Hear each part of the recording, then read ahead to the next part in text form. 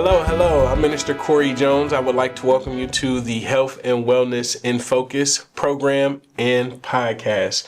This is brought to you by New Covenant Church Health Hub in affiliation with Wellness Connection Indy, produced by Dr. Bryan, Hudson, and Vision Communications. Again, I'm Minister Corey Jones. I'm a minister at New Covenant Church and a Health Hub leader. Also, I am a board member of the Wellness Connection. I'm so excited to be here with another episode where we are going to bring you some exciting information. We have an awesome guest on today. But before we get into the information that she'll be sharing, I must advise the Wellness Connection is built on the pillars of advocacy, education, and resource connection, biblically grounded in the B clause of John 10:10. I am come that they might have life and that they might have it more abundantly. Hey, on today, the person that we have who will be sharing with us is no stranger to the work that we're doing here at New Covenant Church. She's passionate, she's devoted, she is determined. Her name is Lora Henderson. She spent a career in promoting health and education and sensitivity for our community's most vulnerable citizens. There's a lot that I could say about her, so much that she has done. I will share that she has received a Bachelor's of Arts in Sociology and a Master's in Organizational Management from Ashford University. She is a certified trainer for youth mental health first aid. She has done work alongside with NAMI, National Alliance of Mental Illness, and the Department of Corrections. She is a certified family case manager for DCS, mindfulness, meditation, and certified mental health counselor. There's so much that I could go on and on and on to share about. Laura is currently the community connector of resources for First Baptist Church in North Indianapolis, where Dr. Ivan D. Hicks is the pastor, where she's a member. Laura opened her own recovery house, CAPS House, 2 years ago, where she has implemented a different way of being successful in recovery. So without any further ado, because there's a lot that I could share in regards to what she has done, what she has accomplished, but we're going to get into that. Go ahead right there at your homes.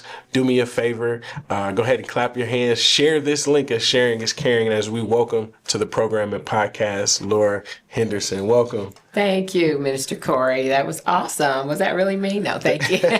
Thank you so much. It was so much there. I didn't want to be long with it, but we're so glad that you're with us on behalf of Reverend Dr. Bryan Hudson, who's producing this episode, and the Wellness Connection and New Covenant Church. We are grateful that you decided to be with us on today. So I want to share with our viewers, those who are watching at home, and this is going to be a very insightful conversation. Hopefully there aren't any triggers, but if there is any information, we're going to be shedding light on that information, right? So it's going to be a helpful episode. And today's theme is anxious for nothing, releasing worry, embracing peace and stress relief. And this is very important, especially if you watch the news, right?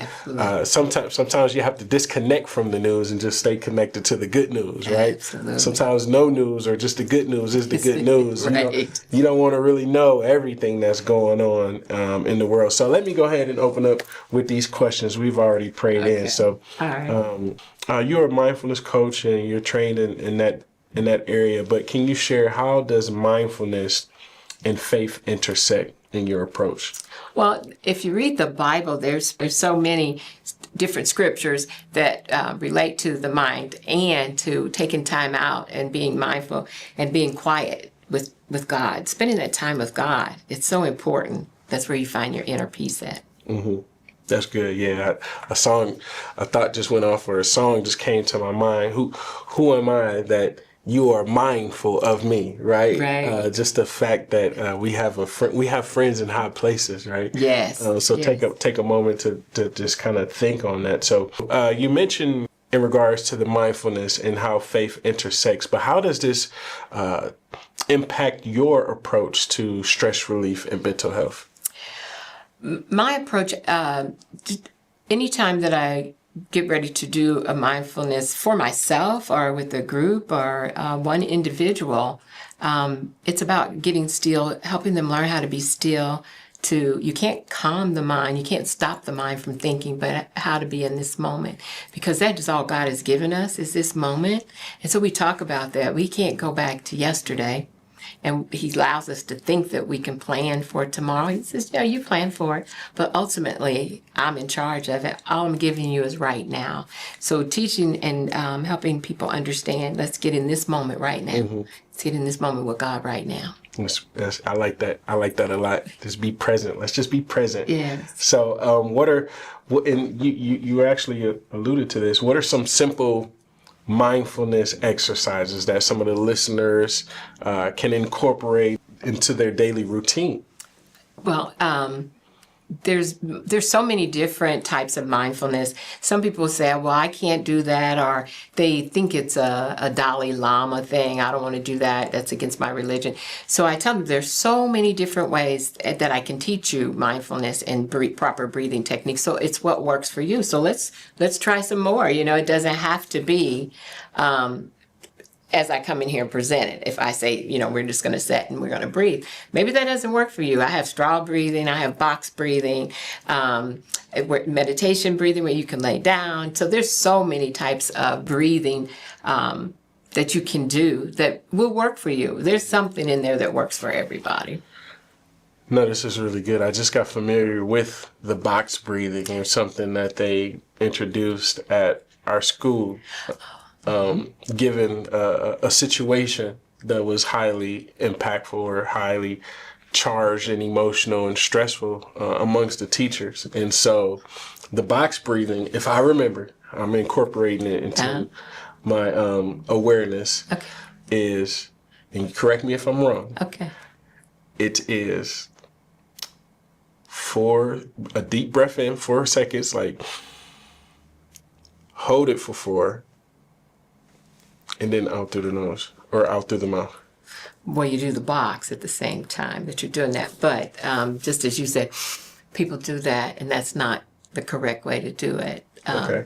We're gentle. Everything we do is gentle. Okay. So we just take a gentle inhale through our nostrils. There you go. And then we hold that while we do our count. And then when we exhale, it's like we're blowing a feather, just very gently. And you feel the rise and the lowering in your chest when you do it correctly. Yeah, but so many people go, that's not it. That's not it. Yeah, we don't have a sinus problem going on here. that was so much better. Like, I think I was used to like football or like being winded and just like, the rough way. But, right. Yeah. Thank you for that, because I didn't know I could be, You could be gentle. Yeah, I didn't know. Yeah, I thought since I was being intentional about my breathing that it had to be heard and loud. No. Okay. But so it's really on the box. Like I teach a lot of guys this that are going to lock up or they're in prison. I teach the box breathing to help them calm down, because you don't have any tools or anything there. So all you have is yourself, which is great, but it's in at this corner. You're 4 or 3, however many you can hold. And when you get to the out, then you exhale and you come back down. So you're just making a box in your mind. You're visualizing it in your mind or on a piece of paper or on your legs, on your pants. So whatever you have and whatever works for you as far as envisioning that box, that's how you do that. Okay.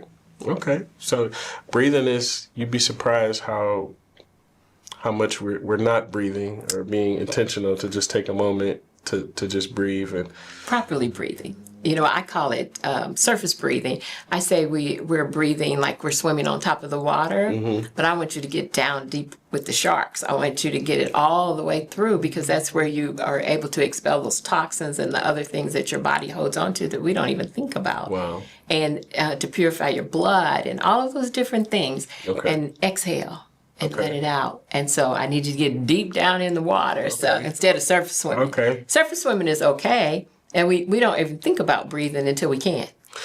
Okay. Well, that's why we have Lora here. I just found out I've been scuba diving or snorkeling in the breathing Yes. technique. So I'm looking forward to going deeper with the sharks. So my next question is it's in regards to a term I wasn't 100% familiar with, MBSR. Mindfulness-based stress reduction. Can you speak to some of those techniques and how those dealing or worrying or overthinking might be? Yeah. So in the mindfulness-based stress reduction, you still incorporate the mindfulness, the meditation, and really helping them understand the deep breathing part of it. But then also, let's talk about the brain. Let's talk about the stresses that we have and what's in this brain. Most of it we didn't even put in there. Our environment, our friends, or whatever. And so how do we move that into its neurons and let it lay there and not interrupt our lives and what we're doing? And so when we can do that, then we realize that we are in control of this brain instead of this brain telling us what we can or what we should do. Because most of the things that we are doing that's causing our stress is not even of us. It's not even about us. Okay, this is good. This is why I love this program, a podcast, because God's always in the midst, right? So I was just having a conversation with my wife about the fearmonger among news outlets, among social media. There is this fearmonger to really, it's like to get people scared. If you can scare people, then when you go to look for them, you'll know where they are because you scared them and put them in a certain area. And I know that God has not given us a spirit of fear. No, He hasn't. No. And I teach a class 3 times a week for people with substance abuse issues as well as anger issues. But so we talk about that. And so this person that you've been, this person that you've lived, that is not who God created you to be. And let's find that real person within you. And so that's where the mindfulness-based stress reduction comes in, because all of the stressors that go along with trying to live a life that was not us and helping people understand God already knew the plan He had for you before you were born. We're the ones that redirected it. And that's why it's so hard and so stressful, because we're not following the plan. And so when we can get back on that plan that God has for us, the only way you can do that is to get connected with God. And He says, be still so you can hear me. Be still. Be still. Cut the phone off. Yeah. Cut the TV off. Absolutely. Yeah. What else could we cut the Wi-Fi off? Unplug the Wi-Fi box. And if the kids are have the kids, I mean, it is nothing but so cute to see little kids learn how to do this, and they'll even remind you, Mom, you need to breathe. Just breathe, Mom. So, okay. And so little kids can do this, and so if they learn this at a younger age, in the lower grades, they'll take it with them as they go up. And I have had some women that I've taught at another program I would do for Faye Bacard, and I would say, take this home and teach your children. And she would say that her little boy reminds her, Mom, is that something you can handle, or is it something you can't handle? Can we just breathe through it? So can we breathe through it? Wow. Wow. So it's great though, he knows that, and he reminds her of that. And so if it's not something that we do regularly, which we should do it regularly, we're not going to think about it. And so I have to remind myself sometimes to do it. And things are happening in my world, and I have to say, just breathe, Lord, just breathe through it. Right. Or if I was in the gas station the other day and 2 girls were going on about their boss and all this, and I said, can I just help you ladies out? Can I just help you? Just breathe. Let's just breathe. Okay. And so that you can calm down and you can do your job. Okay. Yeah. So that is something that I do with my children, right?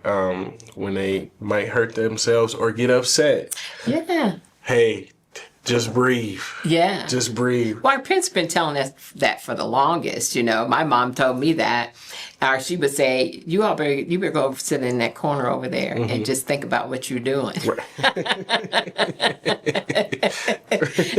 But she didn't know mindfulness, And, and if my brother wanted to huff up and take his deep breath like you did, she said, you better take another breath, but you better take it a little slower.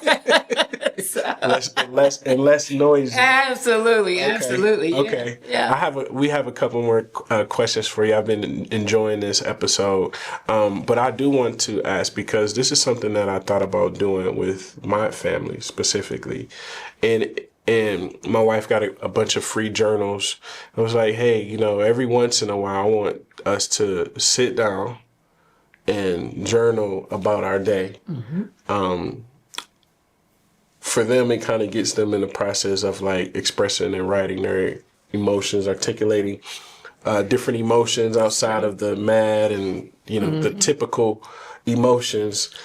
But I think that we're going to go ahead and launch that and incorporate the breathing as well. Absolutely. And some silence, Silence. and writing, and then we'll share and reflect type thing. That's great. I had one of my clients the other day. I told him he's just a workaholic. He doesn't know when to stop or when to. And so his wife was complaining that I don't get any of your time. You're working. So I said, at least take 30 minutes and walk together outside. Discover the nature. That is the most beautiful. Meditation part, when you're looking at what all God has created and being able to walk and maybe have conversation or just be quiet in that moment and do that. So he finally did it the other day. Yeah. And he took his 10-year-old daughter with him. They were so excited. It was a great time. Yeah. It was just them. And I said, that'll be something that the little girl, will always remember, but the wife will also remember because you took the time out to be with them. Yeah. And that was so important. But more importantly, being able to breathe as they were walking through that, and like I said, noticing God's beautiful nature. Yeah, that's awesome.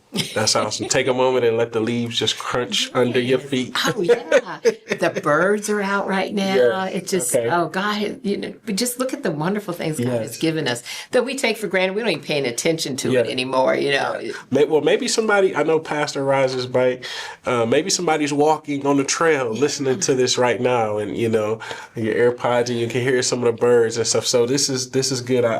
That's very insightful. And at home, if you're in the house and you can't get out, there's good websites that you can go to get mindfulness music. Okay. You can get with waterfalls, or you can get with the birds tweeping and all this. So you just go to YouTube and type in mindfulness, and it just brings up all types of instrumental. I don't think you call them instrumental, but different kinds of musics that you can listen to with nature and whatnot. Or you can get guided where someone's talking with you as you're listening to it. So whatever works for you. So that everybody can stop saying, oh, that doesn't work for me. Oh, there's many ways to get it to work for you if you really want it to. Okay. So you are segueing into the next question, which is what are common misconceptions in regard to mindfulness or meditation? Well, mostly it's, I hear it's not a God thing. God doesn't, God doesn't want us to do that. That's a Dalai Lama thing, or, it's some other religion. And so, I said, well, no, research your Bible. And so, I said, even if you've watched some of the old biblical movies, Moses left, his family went to the mountaintop, meditating. Even Jesus would leave and have to be by himself, meditating. This was his before the Dalai Lama or anybody else, Yeah. And so, no, it is of God. It is all through the Bible. It is of God. And so, as you see on the screen, maybe there it talks about mindfulness, being present in the here and now, and paying attention to our thoughts and our bodily sensations, emotions, and the external environment with kindness and non-judgment and curiosity. I love to be in that moment. It's mine. I don't have to share that with you because it's what's going on with me internally, and me and the God I serve. And so I love that time and that moment with him. This is good. So I'm on the equity board at our school, and one of the pillars is make space, take space. And what's shared here leaves here. How does it feel for you when you talk to someone and you just get them to have that aha moment that, hey, it's okay to process your emotions. It's okay to cry. It's okay to open up. Let's breathe. Let's really just let's really get into that moment. Let's get into that moment. Yeah, Yes. let's get present. Let's Absolutely. get grounded. Yeah. Oh my gosh, when a lot of times when people first come, they're apprehensive. They'll look at the other people, or they don't want to do it, or I can't make my mind not think. I said, I'm not telling you to make your mind not think, because we can't. But when it starts thinking about things that it shouldn't, take it right back. And so I give them this analogy. I said, like potty training a baby. You put them in a potty chair. You think they're ready. You turn your back, they're up. So you go back and you put them back on. You keep doing it till eventually they're potty trained. Yeah. And so that's what you do with the mind while you're trying to do mindfulness. I have to do that to myself. I keep taking it back. I'm not thinking about that right now. And getting back to my center, as it's called. Some people like to refer to it as getting centered. And so getting centered in that moment and just being in the still. On the getting centered, it says, breathing in, I calm my body. Breathing out, I smile. Dwelling in the present moment, I know there's a wonderful moment. This is a wonderful moment. So when they find that, when they get that, and they start participating, when they ask me, can we do mindfulness? I used to work at a school, alternative school. The kids didn't want to do it. And probably about midway of the semester, first thing they wanted to know if they could do mindfulness first. I was so happy. Yeah. I felt like I had wings floating around the room. I was so excited. And, at the end of the school year, one of the kids told me they hated to leave because in my room they could be themselves, but they couldn't be themselves at home. And I said, well, you should be able to be yourself anywhere. And she said, no, not like I can be in here when I do mindfulness. I wanted to cry. That's, that's beautiful. That's just beautiful. Wow. So yeah, what's learned here is gonna go and grow outside of these walls. Maybe mindfulness I hope so. will be something that you be practicing during Thanksgiving with your family. I know we have a tradition. We just kind of, whoever's there, we kind of hold hands and just kind of go around and say what we're thankful for. But maybe this is an opportunity that we all can continue to learn and grow and give different techniques that may have worked for us. Could work for and who's ever in charge of cutting that turkey takes a deep breath before they do it. I know it's a lot of pressure. Make sure they cut it right. I know you're under a lot of pressure. What's that? The leg? It doesn't look like the leg anymore. Hey, I'm Minister Corey Jones, and you are here at the Health and Wellness in Focus program and podcast. We are here with Lora Henderson. She has been dropping gems. She's been sharing information on this episode, which is titled Anxious for Nothing, Releasing Worry, Embracing Peace and Stress Relief. Just a couple closing questions. It's really just one closing question. You've shared a lot of information.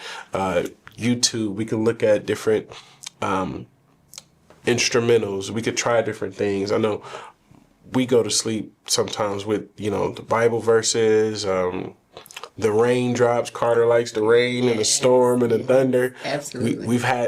We haven't had to use YouTube lately because we've been getting a lot of rain. But you shared a lot of information, a lot of things that people can try, a lot of breathing methods that people can try to incorporate in their day. Maybe box breathing is something that works at work, and then maybe you try a different technique on the way home.